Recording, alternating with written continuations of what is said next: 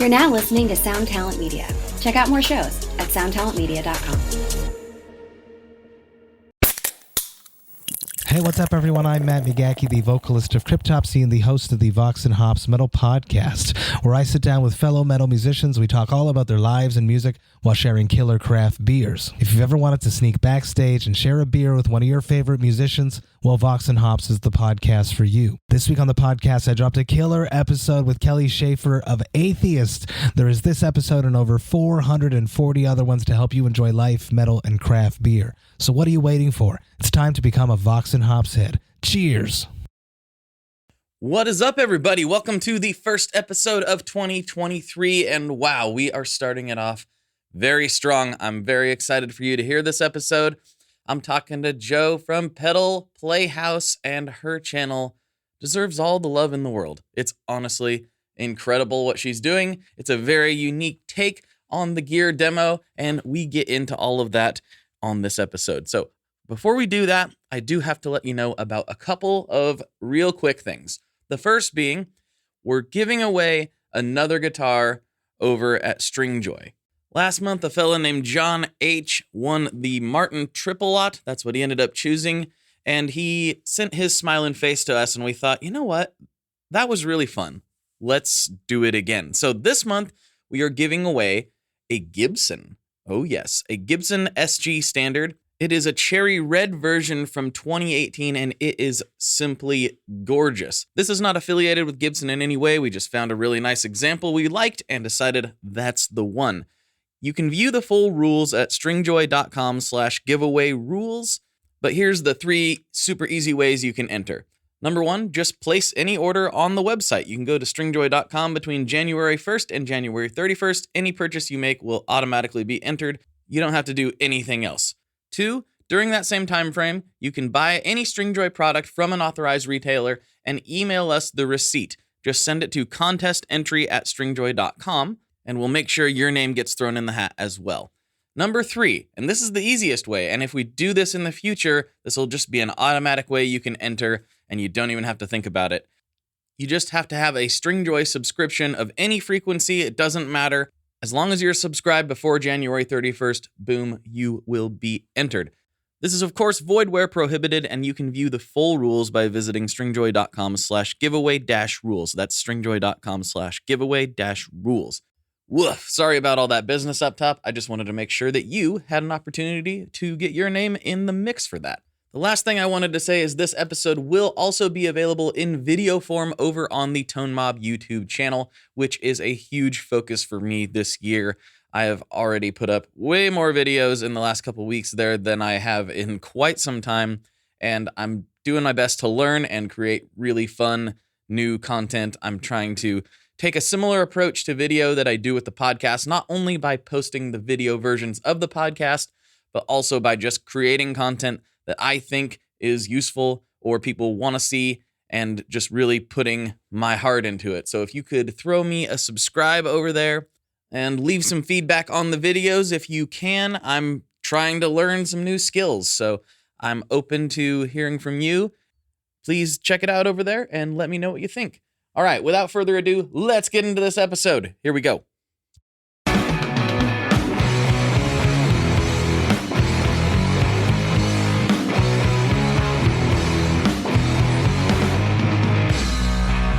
Hello, everyone. Welcome back to another episode of the Tone Mob Podcast, the show about guitar stuff occasionally. Sometimes. I'm your host, Blake Weiland, and with me today, I have Jo Braga from Pedal Playhouse. What's going on? Hey, how's it going? Everything's going fine here. That's great to hear. Yeah, we were just talking on the internet about how we've been talking on the internet, off and on in some capacity Yes. for, I don't know, 3 to 7 years. I have no idea, honestly, at this point. Yeah, I think we're all like ships passing the night. We're all like, hey, I see your post. Hey, how's it going? Hey. And interact that way. And then over time, we're just like, yeah, we're friends. Yeah, we're friends now. But yeah, I mean, it's kind of funny. We talk about it occasionally on Chasing Tone, but I've recorded hundreds of hours of podcasts with Wampler at this point. I don't even know how many. And we've hung out in total in person for maybe 30 minutes. Oh my God. like at NAMM, like, hey, so maybe it's closer to 45 to an hour at this point. Mm-hmm. But yeah, we've never even gotten to like sit down and eat dinner. It's just Oh my God. it's so like weird. I know them, but in person, yeah, we've maybe like said 5 words. Yeah, it's a bizarre connection that we develop doing all this internet stuff all the time. Yeah, and the fact that we can, because of like social media and all the platforms, we can talk to people from, across the waters, across the U.S. Like it's incredible. Mm-hmm. Yep, we can do podcasts. We can do all Yep. kinds of stuff. It's great. But I don't, despite all that, despite the fact that we've talked a bunch on the internet, I don't actually know that much about you other than you're very talented and you really like guitar pedals. That's what I know about you. So how did you start playing music? I mean, you also sing, you do all kinds of stuff. Like, what got you into music in the first place? What got me into music in the first place is, I guess, if we want to go way back, is just listening to music with my parents. I mean, Mm-hmm. just in the back seat, being a kid growing up, and singing in the car with my dad, and that's basically, I guess, where I began singing, and that's for the most part for quite a while. Didn't like music teachers at all. They didn't like me.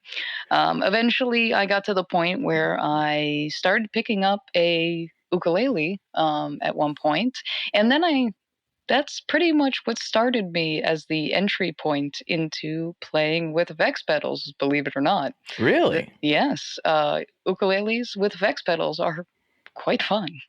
I can't say I've ever tried. I played a baritone ukulele Yes. in third or fourth grade, and I was like, yeah, but it's missing 2 strings. It's like, what do I do with this?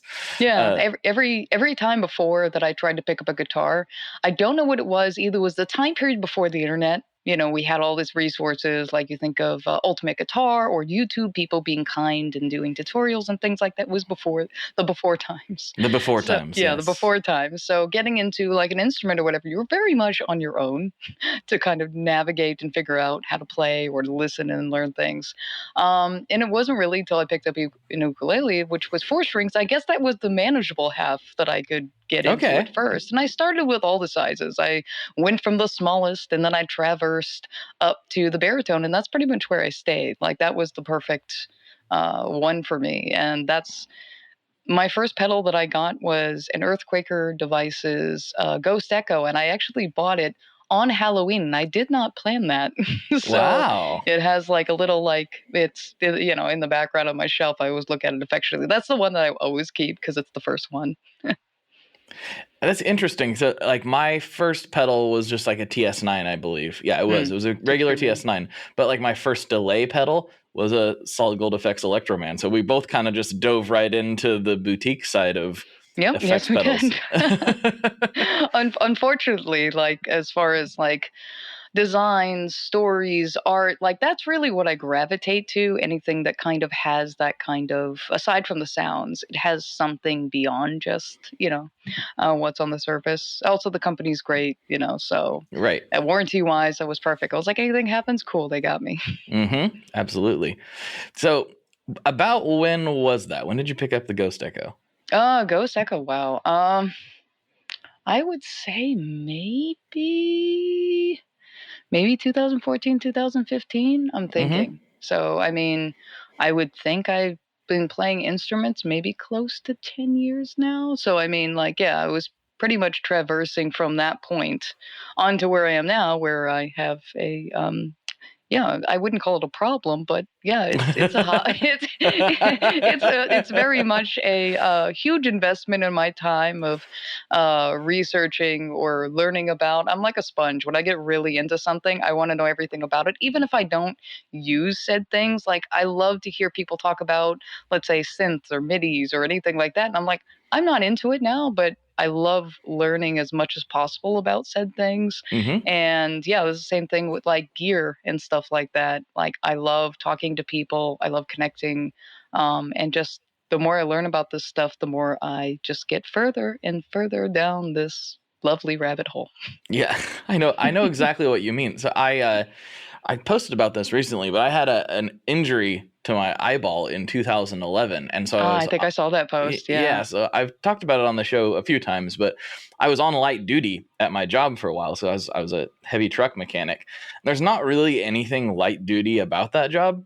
Like you go on light duty and you're not supposed to move anything that's more than 20 pounds. And you're like, so I can't even pick up a wrench. Oh God. Like Yeah. there's nothing you can do in that job hardly at all that's light.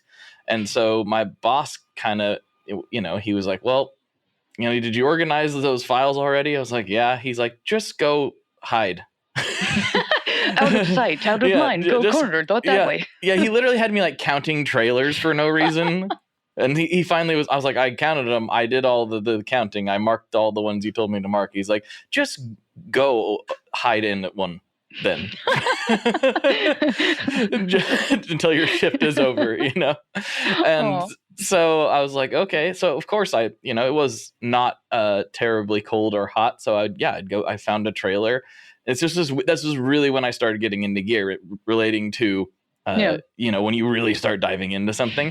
And I was just poring over forum after forum about tube amps and effects pedals. That's all I was doing for like the last just 2 hours absorbing it all. Yep. Yeah, of every shift. I was basically just, all right, I'm going to forum dive now and watch Andy Martin demos and like all this stuff. And Yep. it just watching became obsessed. demos. Yep. Mhm. Watching demos, going through forums, Discords, talking to people, Instagram, like everything, just diving down this rabbit hole head first. Mm-hmm.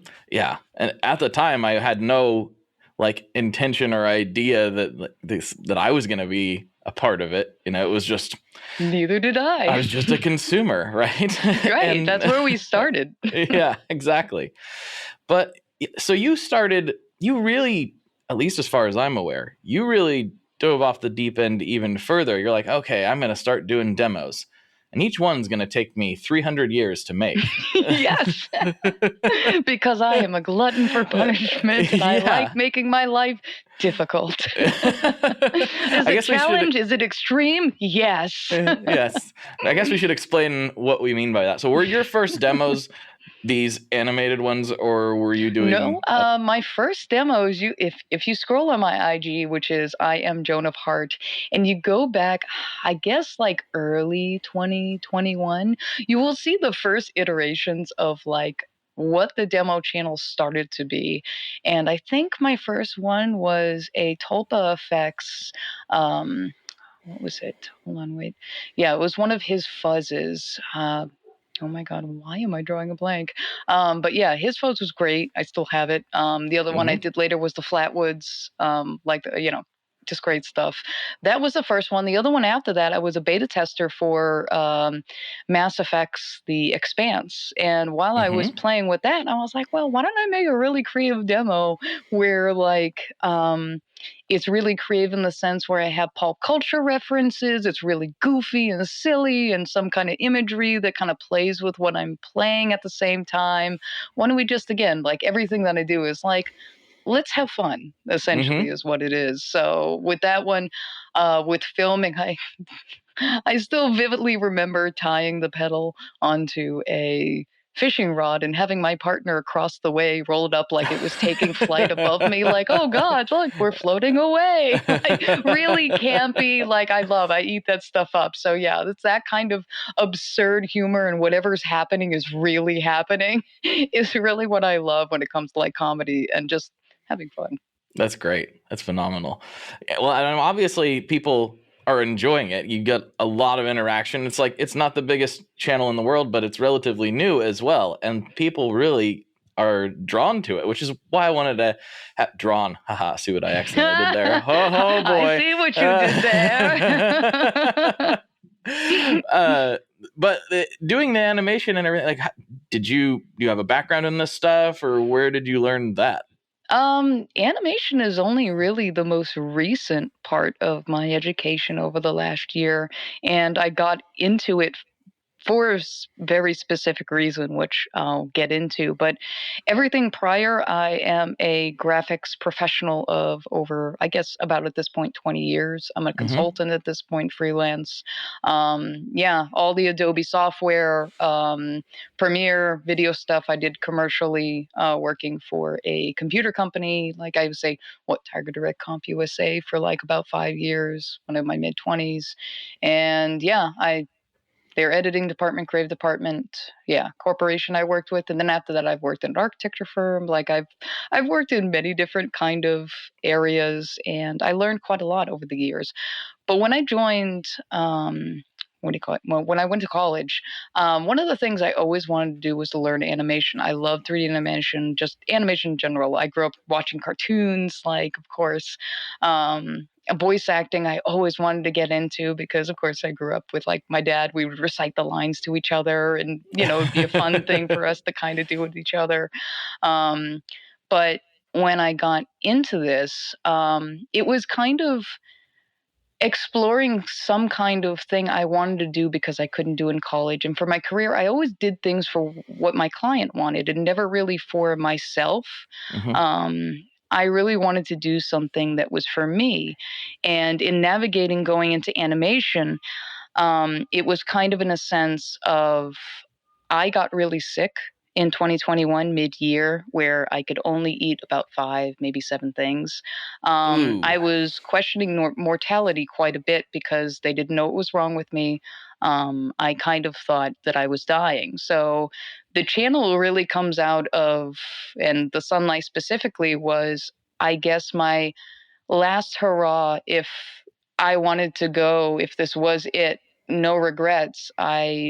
In any of the time that I didn't feel well, as a creative distraction, I used that as learning animation, and tried to focus on that as a creative, you know, way of kind of exploring something that I hadn't done before. And for me, I guess before whatever was happening was going to happen. But obviously, I am still alive. They figured out what it was, and I guess I have to keep doing this, right? Apparently, I'm supposed to do this, so someone get me going. Yeah. Well, I'm very glad that they figured it out. That makes me very Me happy. too. Yeah. That's great. I was like, wow, this took a turn that I Yeah, wasn't that's expecting. usually when I talk to people, they're like, how did you get started in this? And they're thinking some kind of like, well, yes, that was really what I wanted to do. And all the reasons, like, no, it's really a dark reason. Oh, But, I thought I was dying. Yeah, Actually. I thought I was dying. So out of the dark, I guess the darkness, and I think it's really important as artists, and it's part of our job to go into the darkness and find the light. And that's kind of what I think through all that I did find. Mm-hmm. I think so. You've got a lot of light going on. Like I'm being raised as sunshine. Yeah, that's right. Yeah, I mean, was that something that I maybe missed that you did talk about publicly, or was it more just? I think in the times that some people I've talked to, I guess on some other podcasts, and just in general, if you talk to me directly and I kind of talk to you long enough, I guess you'd know that about me. But no, I never really kind of talked about it because I guess I didn't want to distract away from obviously the creative aspect of it and what it was. And also, I didn't want to say, oh, look at me, pity party kind of thing. Like, Right. I just wanted to focus on this is what I did. This is where we're going with it. Obviously, I survived that, thank God. And, where do we go now with this now that obviously anything is possible? Where can we go? What can we do?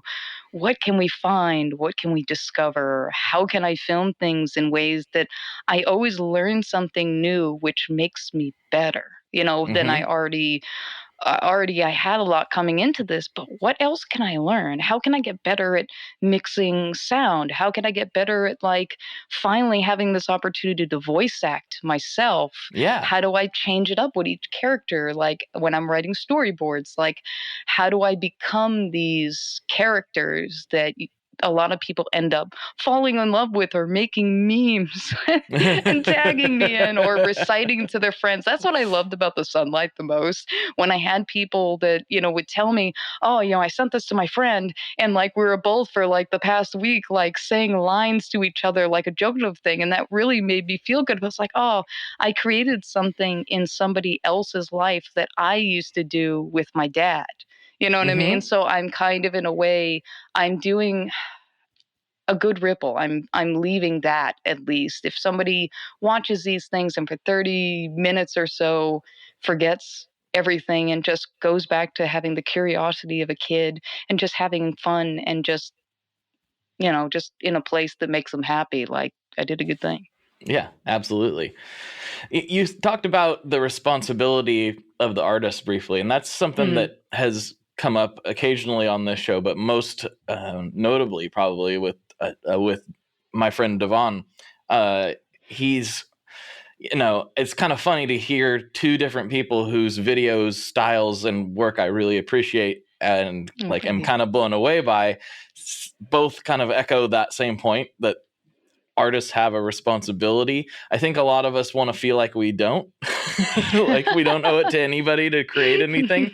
And I think that I see both sides of that, but there is some level of what his point was there is that there are people who can't do these things for one reason or another, whether they don't have access to the tools, they just don't have that skill, whatever, insert whatever reason it is here.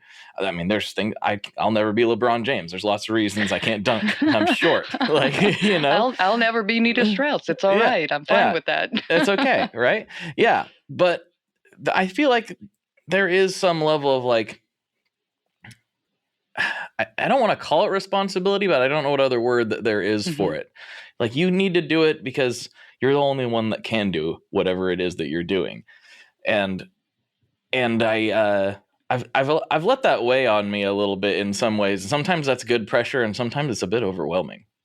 Yeah, it can be overwhelming at times. But I guess from my standpoint, and I'll bring it back to Devon, because to be honest, besides like Get Offset and when they had Devon on the show for that episode it was like 2-hour episode, listening to Devon talk about being a musician and an artist and seeing his work and everything, I have said many times how grateful and thankful I am to him, because part of the reason why I have this channel is because I listen to him speak. He is one of the reasons that I am basically on this route that I am with music and also with this animation channel. I find that his work is extremely inspiring to me. I mean, we do different things, but just the artistry and just everything he sets up with his pedal demos, like all like it's the props even behind and the filming and the lights, like just so much consideration and attention to detail and passion, and so good. I could gush. I love his work. Hi, I'm Vincent, and I'm here to talk about the Mercury X. My dad's always going on and on about how cool Maris is. He really went off on one about the Mercury X the other day. He said something about a 4,800 hertz sample rate and 99 preset locations and 33 banks, and something along the lines of the most advanced reverb pedal ever devised by man? That's all true, but I only care about one thing. This pedal sounds sick. So make sure you check out the Mercury X and all the other fine products at maris.us, as well as fine retailers worldwide. All right, Dad, now can I have my Pocky?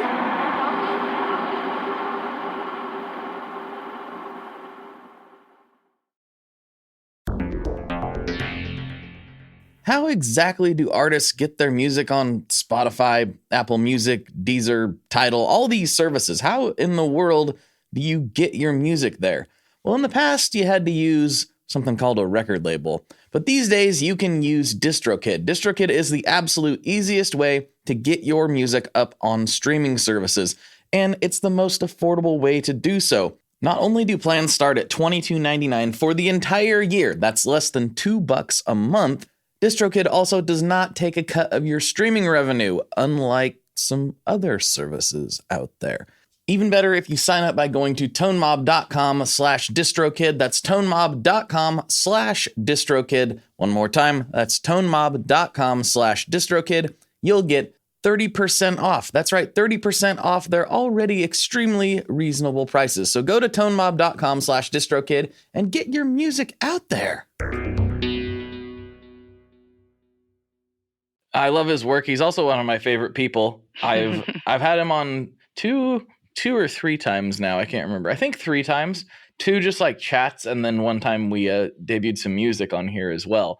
But he's one of the people that, especially during the lockdown, like we found ourselves on phone calls randomly, and we'd be on the phone for 4.5 hours. Oh, that's great. Yeah. Just wandering. I'm just wandering around the neighborhood, and we're just talking about cameras. It starts with cameras, and then it just goes down not cameras at all.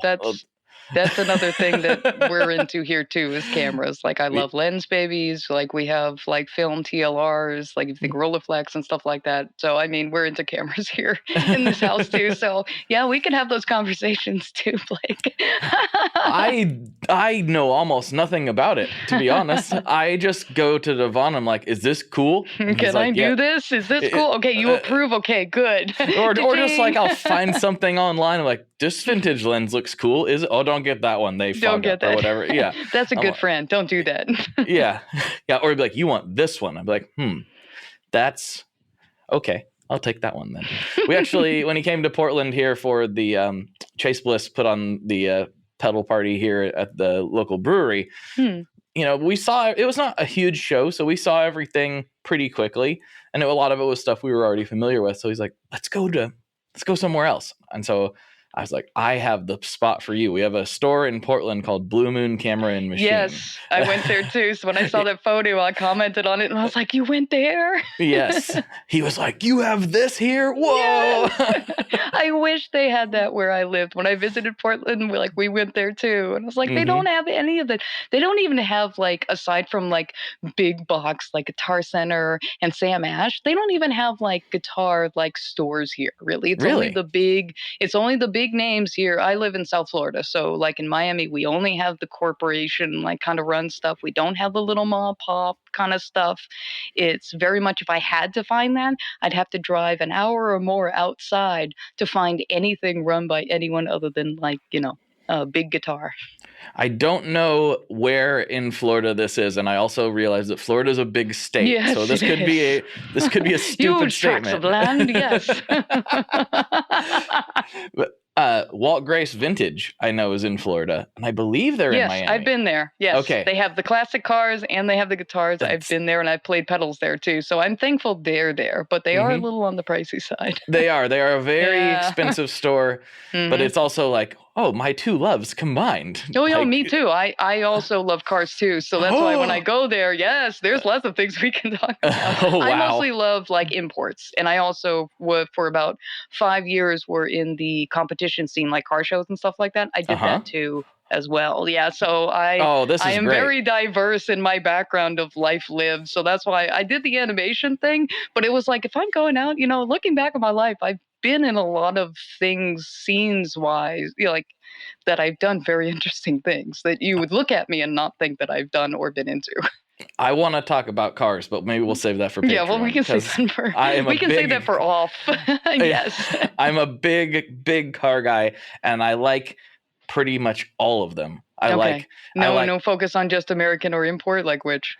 I am a muscle car guy by background. My dad and I built a 69 Camaro when I was a teenager. So that's my baby.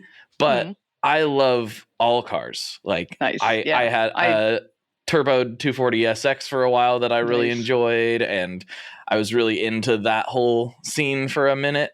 But I like pretty much all of it. My dad's like, you're so weird. I'm like, no, but I like big trucks. I like slam trucks. I like electric cars. I like it. If it has wheels, I'm into it. I usually, when I look at cars, when I look at them, I think of them as art in motion. It's the way that their curves are, the way that they're designed. Yeah, like I love so much about the way cars are designed and the thought put it back, into them. I mean, obviously my range of that is more like 80s, 90s, and the aughts is more my Mm-hmm. range of time. But yeah, like I mostly love imports. I love some of the older American stuff, but I've been surprised by some of the newer stuff coming out. Yeah, I think everybody's really stepped their game up in the last Mhm. few years, pretty much across the board. Even if you look at it from a non-enthusiast perspective, like a bare bones, like, well, we have the least car person car ever for the daily driver, which is a Kia Soul, and it's like the The base hamster model. car. Yeah, exactly. It's the base model. Yeah. The only thing not base about it is it's not a manual transmission. That's the Oh. only upgrade. But Mm. if you look at that car versus something that was top of the line in 1992, and it's got way more bells and whistles than top of the line Subaru from 92, right? Yeah. So everybody, even the bottom of the market, has come up significantly beyond what you and I grew up looking at, pretty much. No, of course, yeah, definitely.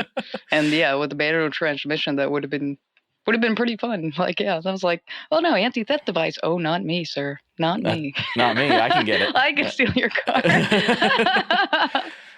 I do love a manual transmission. No, me too. It is fun. I drive. Well, we have a Subaru. Crosstrek here, and I love that car. But beyond that, I have a Honda S2000, which one of the first ones, Berlina Black, and I had a New Formula Red 2001 some years ago, and I plated a black stripe down the center and the back, so it had its own like red and black, and even carried it into the interior. Oh, it was so good. It was the one that I had to let go at some point, and I still think of. Yes. Yeah. We all have those. Yeah. It's, it's really just that 240 for me. But I look back at that 240 and I'm like, I did need to get rid of it. Like, it was my daily driver and I was going to get in trouble because it was pretty fast. Yeah. And I like to about the same. I'd like to put it sideways as often as possible. And yep, that was fun. It was a good time. But I'm retrospect, like, I miss it. But I'm also glad it's gone because something bad was going to happen probably. So, well, I'm glad you're still here and nothing bad happened. I got way more tickets in my Mini Cooper than I did in that loud, obnoxious 240. Yeah, because I would do these crazy things in the 240 that you shouldn't do on public roads, allegedly. I never underestimate, obviously, the car that I look at because I had a friend that had a Scion XB and he reinforced, like blue blocked it and everything. He could take that car sideways and like burn cars that you wouldn't associate a Scion XB with burning. I wouldn't associate a Scion XB with burning anything. So. Exactly. I'd been in the car at the time. I was just like, is this really happening? Like, what is going on? Like, my perception of reality is now shifted. I can't understand what just happened to me. Yeah, what happened? This is not supposed to happen. No. That guy is now going to go home and rethink his life. Look what you did to them. Look what you did to that Porsche. He's Look weeping. What you did to him. The guy in the Porsche is weeping. He's weeping. He's now going to go sell that car. Trade it for a Scion XB and then be even more confused. Yeah, he's going to drop a 2ZZGE right in it.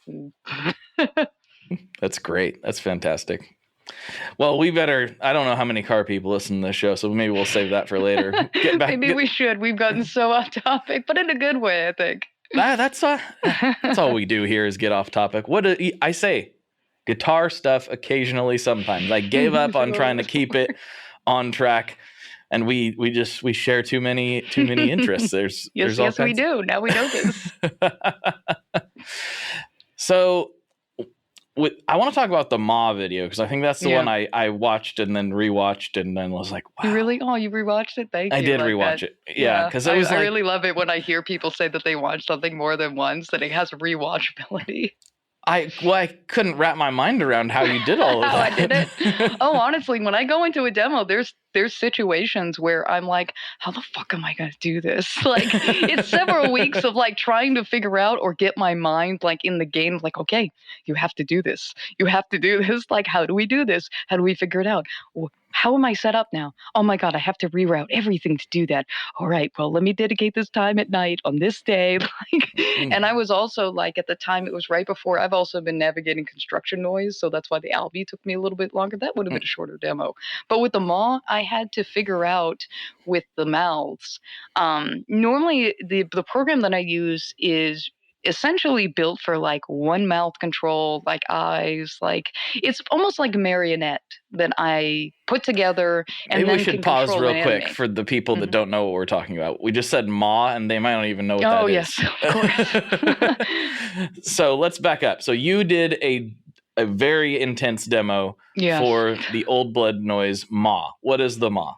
The MAW is basically a microphone audio workstation. It can work with your guitar. It can work with a dynamic mic, which is basically what I focused that demo on, because none of the detriment of what other demos were out there, but I kind of, in a lot of, when I was thinking about doing this demo, when Seth reached out to me to do something, I think they were one of the first people to ever come out and say, hey, you want to do this, and when thinking about it, I was like, looking at the demos, I was like, I haven't seen anyone approach this from like a singer's point of view.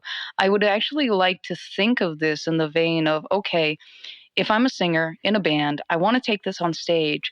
How can I think about this in the context if I'm a cover band, tribute, or even if I want to just do this in a sense where I want to make cool sounds that just aren't making strange sounds like, late at night, and I want to use this as like a workstation, like a workhorse to like do things.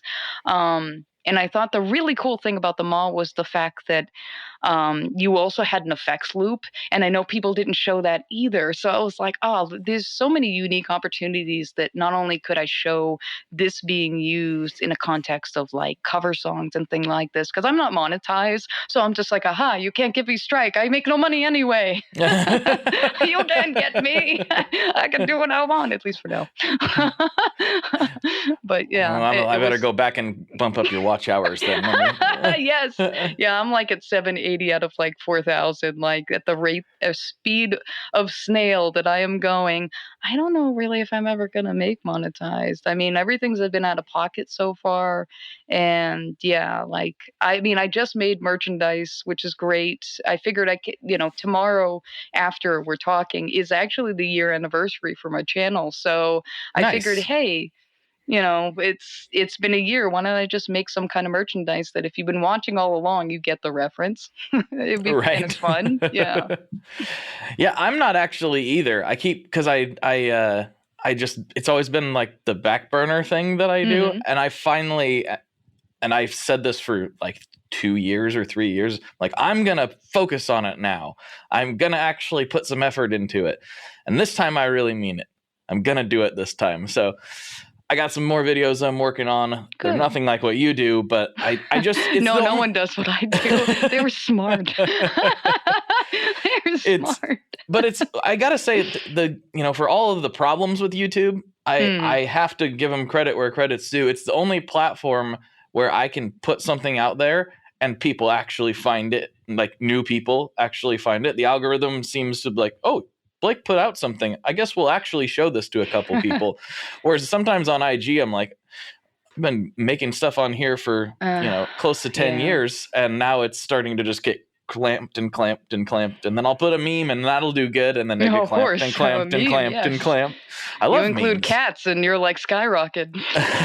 But YouTube, it's like I get what I put in. And I just haven't put enough into it.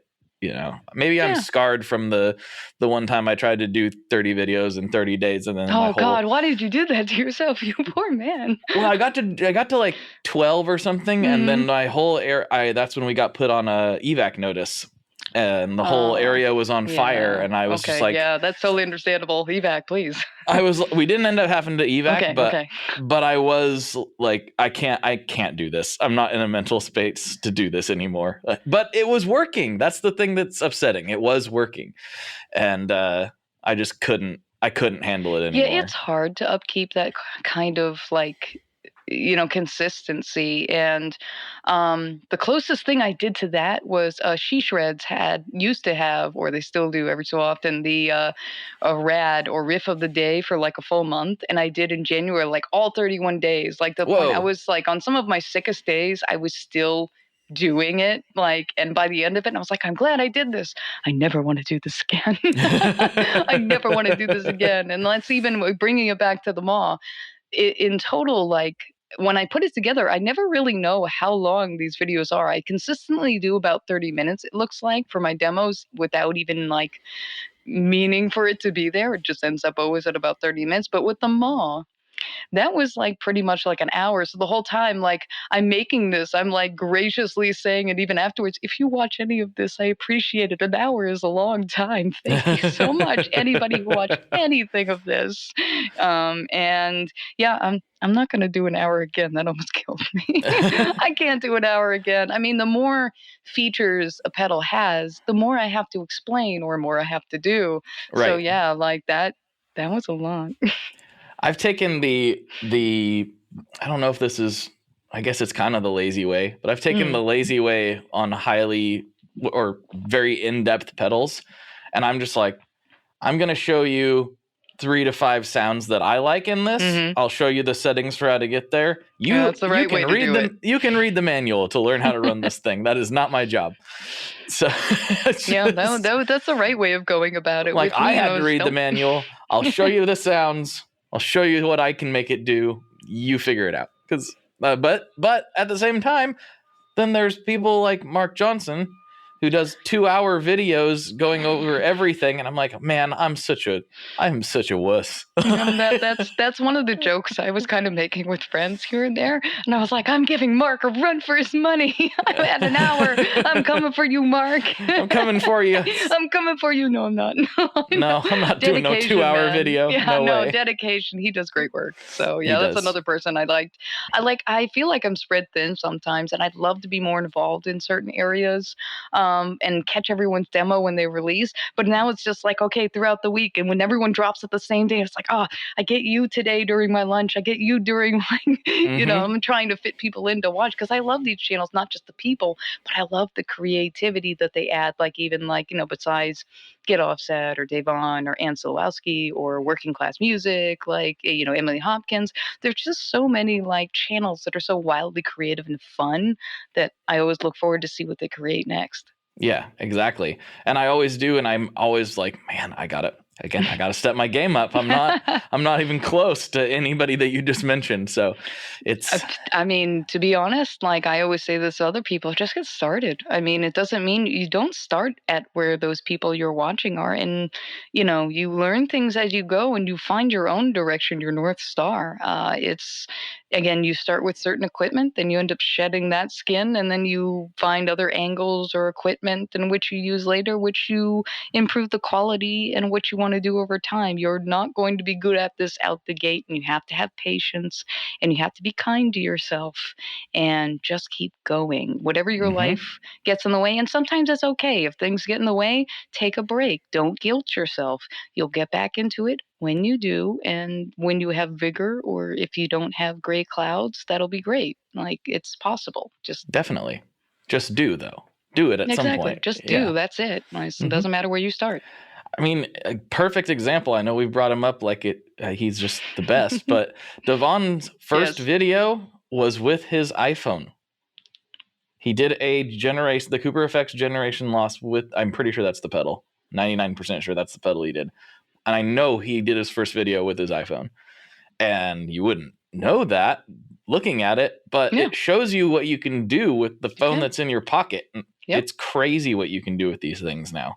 No, of course. Like, everything is really at your arm's reach. I mean, even like you could even think about, even if an iPhone isn't within your affordability, you can even use those little GoPros, like a used one. Like, I had a used Hero 4 and I bought like somebody's like used Hero 5 for my first videos, like Sunlight and things like that, for like, for the house band, certain overhead cam. I moved the 5 GoPro now over to my pedal board. So when I do live streams, or if I want to show the pedal board while the house band is playing, that's just a GoPro little small camera that's who knows how old now. Like, right? If it works and it does 1080p or 4K or whatever, great, use it. Like, if doesn't matter. Yeah, I mean, even this webcam I'm using now, it's not the best for everything, and it's a very expensive webcam but it's still like it's $300. It's not bad, and it's motorized. I can Oh, scroll that's around cool. and stuff, and Nice. zoom in, and it has overhead mode. It has all these cool little things that have made my process just 100 times faster. I don't have to get my whole Blackmagic rig out every single time I have an idea. Yeah, if you don't have to drag things out. Yeah, like anytime I have to reroute my whole board to like film something specifically. Oh my God. That was one of the reasons why I got rid of the Captor X, because it was like I had my board routed a certain way. And in order to basically have my AC-15 behind me, my Vox, to basically record that, I had to reroute my entire board and everything just for that snare. And I was like, oh, and I can't hear it in the room even. So I'm just like, oh, this was a mistake. But it became someone else's joy. I sold it. And then, of course, with that, I ended up getting a mastery bridge for my Jazz Master. So, I mean, everyone ended up happy. So, yeah, that worked out. That's it worked out. I need a Captor, actually, or something like it. I really want to. I've went miking. It does great for what it does. Yeah. Yeah. I've done a lot of like old school miking amps. I've done a lot of that. And I still do a lot of that. And then I've done a lot of direct plug-in stuff, but I've never done the in between. Plugging your amp into a Captor or something, or an aux or whatever. I've played with all of these things in other people's rigs and setups, but you haven't done it for yourself. Yeah, never done it for myself, and I really, really, really want to try it. I think you'll have a fun exploration of doing that. Yeah, it's in itself its own journey. Yeah, I've learned so much. Just basically when I got my JC40, like the fact that I could go out the outs and then go into my pedal board, hold on, wait. Yeah, I can basically go into my pedal board and then from there go into my DAW while still getting the amp sound of the JC. It was just great. And I was like, oh, that's the reason why I went to go look for the Captor, because I was just like, oh, maybe I can get my tube amp to do the same thing. Right. It wasn't as easy or simple an operation. So yeah, like how does it work? It basically plugs in, at least for the Captor X. You basically plug into the input, then basically when you have the Captor X controlling out of the, well, at least for my box, the external SP out, and that's basically going to be the part that's going into your DAW. Okay, got it. So it's basically like, I would think, a in-between box for communicating between your, audio interface and your, obviously your amp and whatnot. I mean, it makes it easy. They have their own like IRs and cab sims and everything. And that itself also comes with its own learning curve if you have, the patience to then navigate that as well. I've done a little bit of that. In fact, it's actually been, I've got this IR loader that I use. It's a STL Tones one, I believe. I think it's free, if I'm not mistaken. But you can load it stereo, mono. You can do whatever and load whatever IRs you want into it. Stereo too. Yep. Yeah. But I can't plug like a tube amp into it. But I have had really good luck plugging some amp in a box pedals directly into it. Nice. Yeah. The Does It Doom wall purchase. I did a video on that not too long ago, and it's basically an IOMI in a box type of situation. It's designed to recreate the sound of that rig. And I plugged that straight into this cab sim, and I was like, this sounds ridiculously good. You'd be surprised. It's crazy.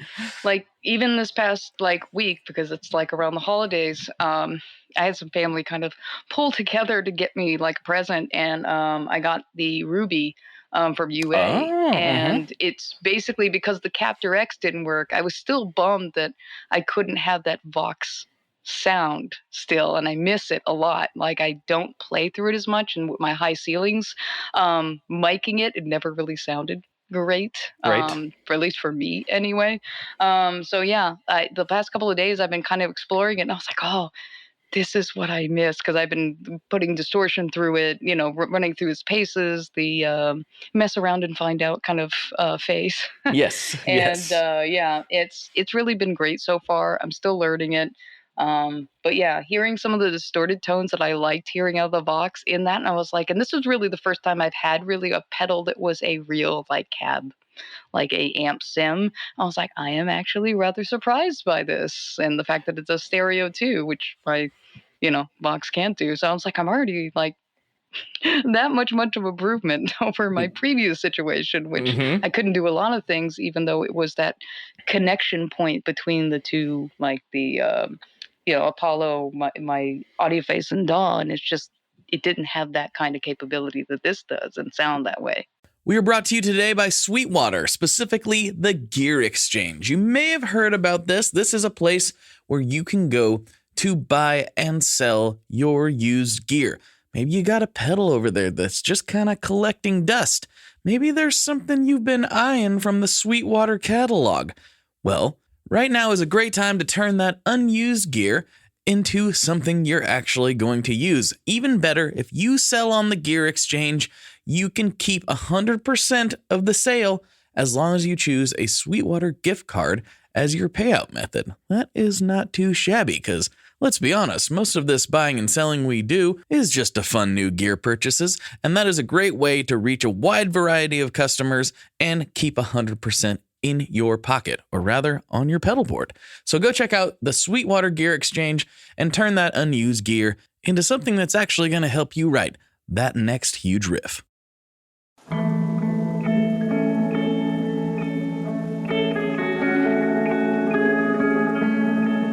Hello there. I'd like to introduce you to your new best friend, the Chase Bliss Audio Lossy. Lossy is a collaboration between Chase Bliss and Goodhertz. And it's meant to give you some control over those weird digital artifacts that come with very compressed audio. You're hearing it right now. All the changes that are taking place are strictly coming from my playing dynamics. I'm just interacting with the pedal and letting it do its thing. In some true stereo goodness. If you'd like some more details about Lossy, I'd invite you to head over to chaseblinssaudio.com. I think you're going to like what you find. Yeah, the UA line that they've come out with recently is absolutely bonkers. I didn't spend much time with the Ruby, but a little bit. Everyone's with the Dream. The Dream. What everyone's been, yeah. The Dream was nuts. It's like, this is the best not Fender I've ever played. This sounds great. This is so cool. I love the Dream, but what I think gets a little bit slept on, I think the Dream is the one that everyone thinks of, but their reverb, the Golden. Yeah, I've heard that too. It's so good. It is so It'll be good. on my list, I'm sure. Yeah. Oh, the Golden's phenomenal. I love it so much. I've spent a lot of time with that one. I have that one here, and it's hard for me not to like put it on everything. Yeah, but that's what I was about to say. I put that on everything. It doesn't even need reverb. Put it on anyway. Yeah, I put it on anyway. I put it on. Doesn't need it's like reverb. Cranberry sauce. I don't even understand. Doesn't need reverb. Everything needs reverb. Everything needs reverb. I'm going to put reverb on this podcast. Why not? Yes, we will. Hold on. Wait. Hold on. Oh. We will now put it on our voice. And we will talk with a reverb here. It's so great and lovely. There we go. Thank you so much for that. I needed that You're in my welcome. life more than I realized. That was wonderful. You asked, you said we needed it, so obviously I put it on in that moment for you. That was your speed with it was really impressive. You're like, oh, I got that. Don't worry. I got you. We got this. So cool. So have you gotten to do, I mean, obviously you've talked about some of the things you've gotten to do. I know that I have a handful of experiences from doing gear stuff that I just never thought I would get to do as a musician. Have you had any cool experiences that kind of exceeded your previous expectations? Are you talking with the channel or just in general? Just in general. Maybe things that happened in life. Like, I got a free hot dog one day or something. Yeah, like whatever. Through the process of kind of going down this road again since the podcast that I listened to, I heard Dave on wax poetically about musicianship and artistry. I then basically started to put my own stuff out there. And aside from putting myself out there, I started to basically go onto sites to try to meet other musicians, to think band mix and stuff like that. And I ended up connecting with someone that was kind of local, maybe 35, 45 minutes from here. And we started to write it about the pandemic. We started to write remotely with each other. And through that process of doing that, we sent our demo. I have 2 songs to a label at the time, and they ended up liking what we had, and I ended up driving up to Atlanta, and so did he, and we ended up going in to record these 2 songs, which Whoa. eventually was put out. So I did, in 2021, have a music project which was called Beneath Velvet Skies. It's under a label called Phi Tribe, and it got pretty much a lot of views. So that was my, I guess, I done something outside the ordinary even before the channel, in which I had something that a label put out and I made music video for, filmed everything of us doing things, playing the music, in the garage, out in the world doing things, kind of different scenes, different places. Like, it was a lot of fun to be director to my own project, like a music video. And the guy that I connected with, Jeff Marks, really great guy. I appreciated him. And I am always open to opportunities to connect or work with people, because you learn more and you find new opportunities to play music that otherwise sometimes you wouldn't have played yourself. So yeah, Mm-hmm. I I've love that. been fortunate to like have that kind of experience, going into a vocal booth, singing and doing something that typically you associate professionals to do. Quote, So professionals. Yeah. quotations, professionals. But yeah, the greatest thing that in that process of doing it and working with a producer was the fact that the direction she gave me, and I'm very much a person, when I show up to do said thing, like I show up to work. There's no fucking around. Like, okay, you need me to do this? Okay, I'm gonna nail that. Or you instruct me how you want me to do it? Great, I'll try my best to nail that as best as I can. That's outside my comfort zone. Okay, well, give me like maybe 4 or 5 tries. Let me try to navigate my uncomfortableness, and I think I'll get there. But if you have patience with me and kindness, I can give you all I got. Mm-hmm. I love that you just kind of proved the point, right? You just put it out there. You just did it, Yeah, with no just put expectation. yourself out. Yeah, no expectation. I did not think, well, I'm gonna make this thing and this is gonna happen. No, like I don't like. There's people that tell me, oh, this is gonna be big. What you're doing, like you're gonna blow up, and I was like, I don't think I will, but I appreciate that you think that much of what I'm doing and you love it that much to say that. Thank you. Like that may be the only thing that comes out of this, but I thank you Right. for that moment and saying that to me. That means the world. Like, I'm so grateful for the people that I've connected with doing this. Not only people with demo channels, but just people in general. I have a Discord, and all the people that I've connected even there that I talk to daily, like, they've been the most lovely, charming, kind people, and we all obsess and talk about gear and life, and it's just been something really great. So on top of just doing all this creative stuff, that's been the other like reward for me, is that I've really, really found a way to, I guess, have my people, I guess, that I have found through the process of creating. Mm-hmm. It reminds me of my wife Lynn and I. We we've gotten fortunate to go into some pretty cool situations and interview people that we've always looked up to. Yeah. And she's come away a few times from these experiences, and she's like, they're just like you, because she's not a musician. She loves music. They're normal people. She's like, well, so we're talking about like the way certain guitars fade to different colors, and like, oh, you see how the nitro's checking, blah, blah, blah, and she's like, they're just like you. I'm like, yeah, they're musicians. Of course they are. They're just like me. They're just like you. Mm-hmm. Exactly. Well, we're getting close to the end of the episode, and usually this is the point where I ask the couple of classic questions that I always wrap this podcast up with. But before I do that, I like to give the guests the opportunity to take the stage. You're talking to a few thousand people right now. You can tell them whatever you want to tell them. You can shout out somebody you want to shout out. You can, leave them with a nice message, plug anything you want to plug. The floor is yours. No, and thank you, Blake, for obviously offering your platform to me to speak about what I do, about guitars, about cars, about everything we've talked about so far. Of course. I really, really would love people to experience my channel, Pedal Playhouse. A lot of fun. I don't take myself seriously.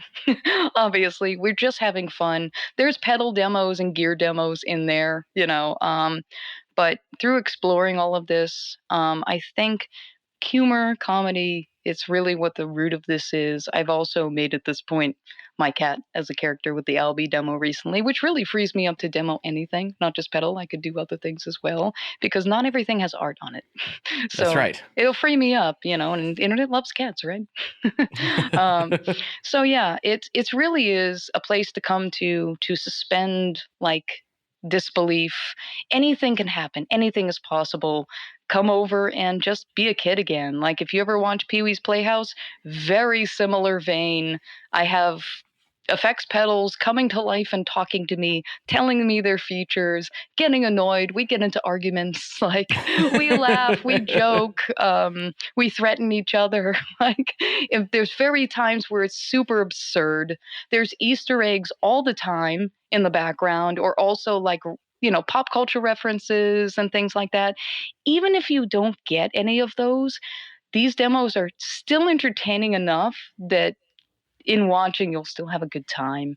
One of the things with the merchandise I have, which is the clean tone in the the soap that goes across the screen, is actually a Mortal Kombat reference. Like you remember in the arcade with the developer guy, if you do like an uppercut, it's like thirsty. Like Yeah. that's the Oh, reference. yes. So when the Yes. soap bar goes across the screen, clean tone, like that's the reference. So yeah, obscure gamer references. Like I am just the silly, goofy kid getting the opportunity to animate and kind of make a creative, fun environment in this world where I invite you to. It's more like a show, to be honest. Like I have to write pedal demo kind of like in the title and whatnot and tags and things, but it's really like episodes are like you're coming to watch a show. And I've seen some of the algorithm, like all the data or whatever, and it shows me what people are looking at as far as like what, obviously phones and iPads.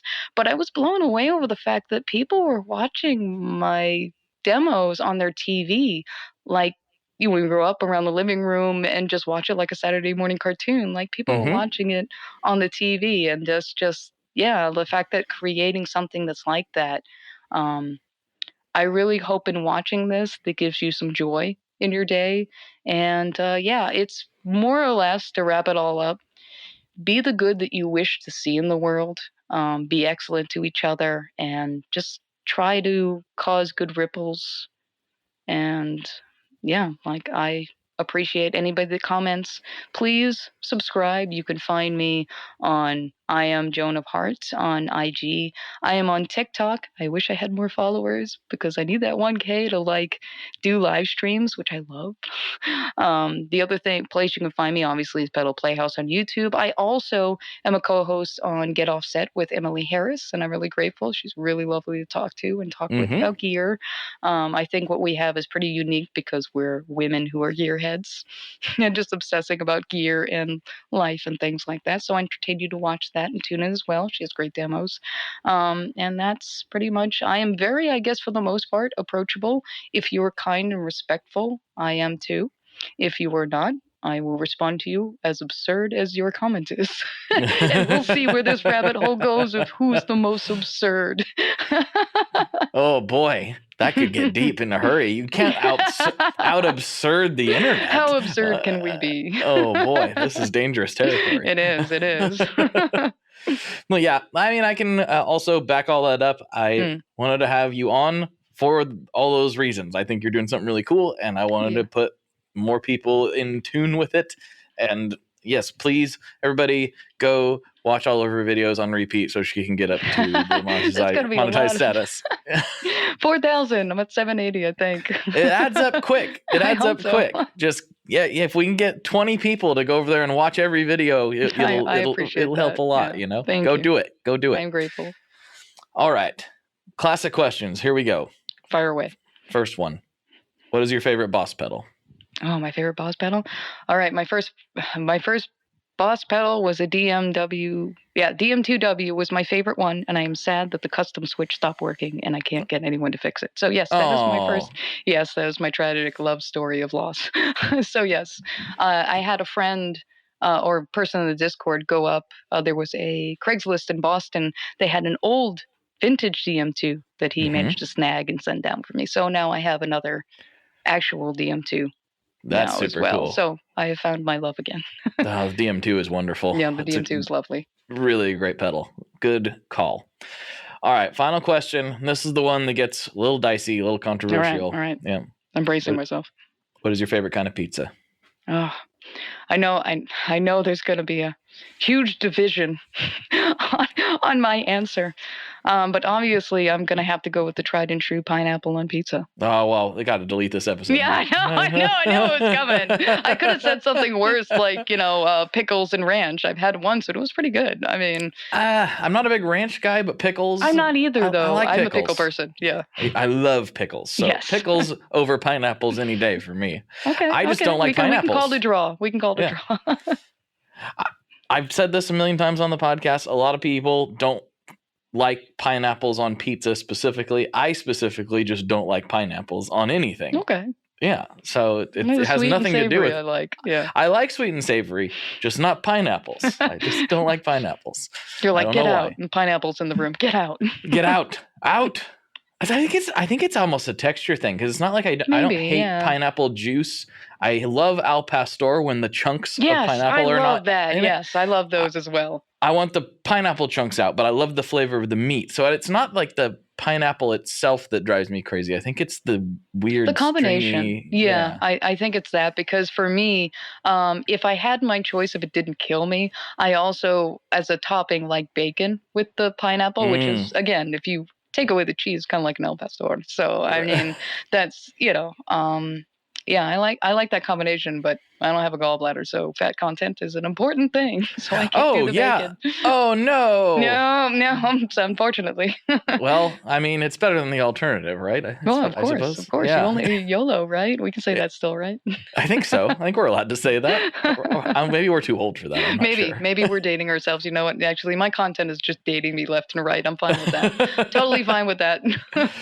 Oh, yeah. I think people have figured out my age a long time ago because it's the my exact... looks are deceiving. Trust me.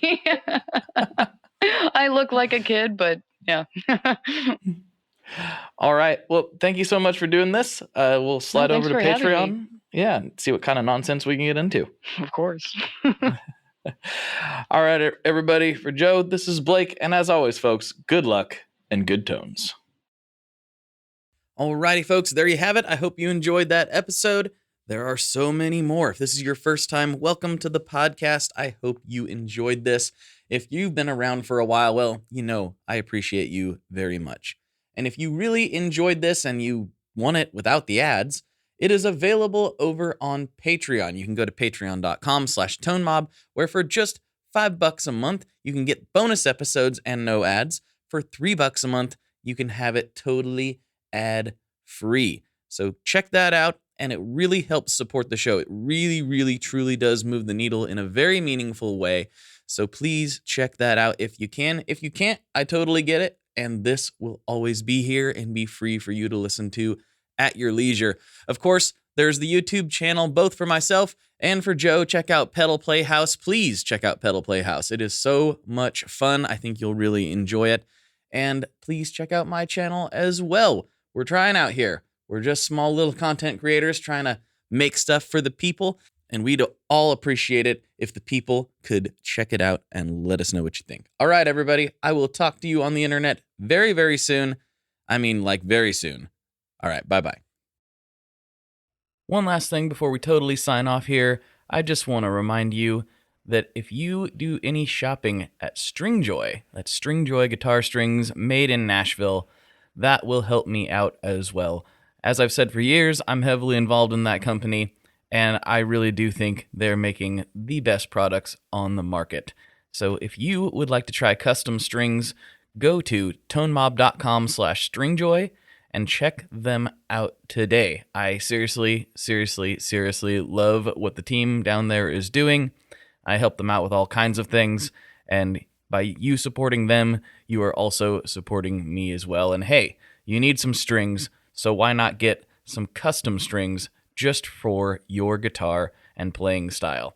Again, the link for that is tonemob.com/stringjoy, and that will take you right to their website, and you can do all your shopping through there, and that will help everyone involved out. So thank you very much.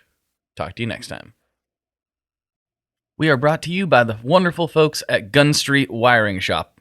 Yes, Gun Street Wiring Shop. I've talked about them before. I used to say based out of Bend, Oregon, but guess what? Sean moved to my neck of the woods. Sean's in Portland.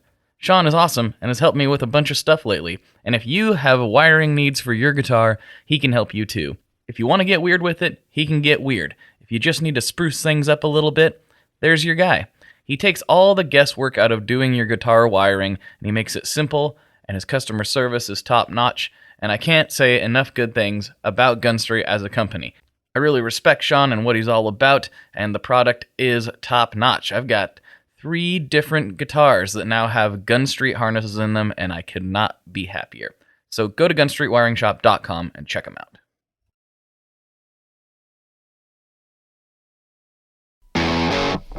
Ever wonder what a punch from Elton John feels like? Or how you'd cope with having turned down the chance to be in Nirvana? Or what signal Keith Richards gives when he wants you to get the hell out of his hotel room? Fans of Too Much Effing Perspective don't have to wonder, because they've heard these exact stories and a jillion others on our podcast. I'm Alex Hoffman, former tour manager for Radiohead. And I'm musician and comedy writer Alan Keller.